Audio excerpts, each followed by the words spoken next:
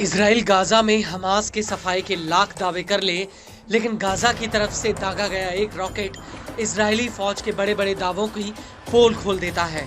Gaza में तांडव मचाने के बावजूद इजराइल अभी तक प्रतिरोध की आवाज कहे जाने वाले हमास को दबा नहीं पाया, बल्कि अब अचानक से हमास को लेकर नेतन्याहू के रुख में नरमी दिख रही है।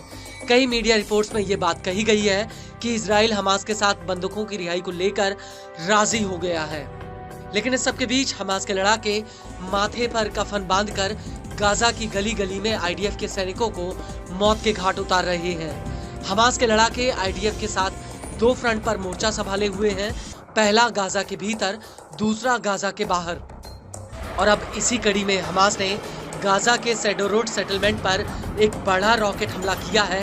दरअसल सेडोरोड में हमास के लड़ाकों ने कई राउंड रॉकेट फायर किए जो सीधे इजरायली सेटलमेंट्स में गिरे।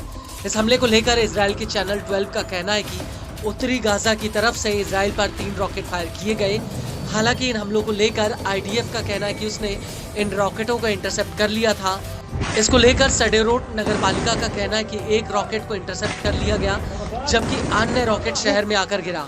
वहीं पुलिस तीसरे रॉकेट की तलाश कर रही है। आपको बता दें कि पिछले एक हफ्ते में हमास ने लगातार ये 9वां हमला किया है और इससे पहले 4 जनवरी 2024 को हमास के लड़ाकों ने एरिस क्रॉसिंग पर मोर्टार गोले दागे थे।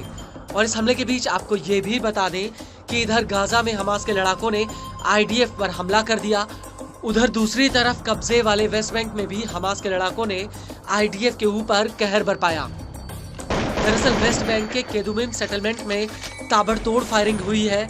यहाँ पर एक कार सवार व्यक्ति ने एक बस और एक निजी वाहन पर जोरदार फायरिंग की, जिसमें 3 लोगों की मौत की खबर है, जबकि 8 लोग घायल हुए हैं। इस हमले का एक वीडियो भी सामने आया है, जिसमें एक कार से 2 युवक उतरते हैं और उतरते ही ये दोनों दनादन फायरिंग शुरू कर देते हैं और तभी वहां से एक बस भी गुजरती है और ये हमलावर बस पर फायरिंग करके वहां से भाग जाते हैं। इस हमले को लेकर टाइम्स ऑफ इजराइल का कहना है कि हमलावर ने 2 कार और एक बस पर हमला किया जो इजरायलियों से भरी हुई थी। टाइम्स ऑफ इजराइल के मुताबिक यह हमला वेस्ट बैंक के अल फुंदुक इलाके में हुआ। वहीं इस हमले को लेकर आईडीएफ का कहना है कि उसने वेस्ट बैंक में भारी संख्या में फोर्स रवाना कर दी है और इजरायली एयरफोर्स ने अपने हेलीकॉप्टर को भी हमलावर की तलाश में लगा दिया है।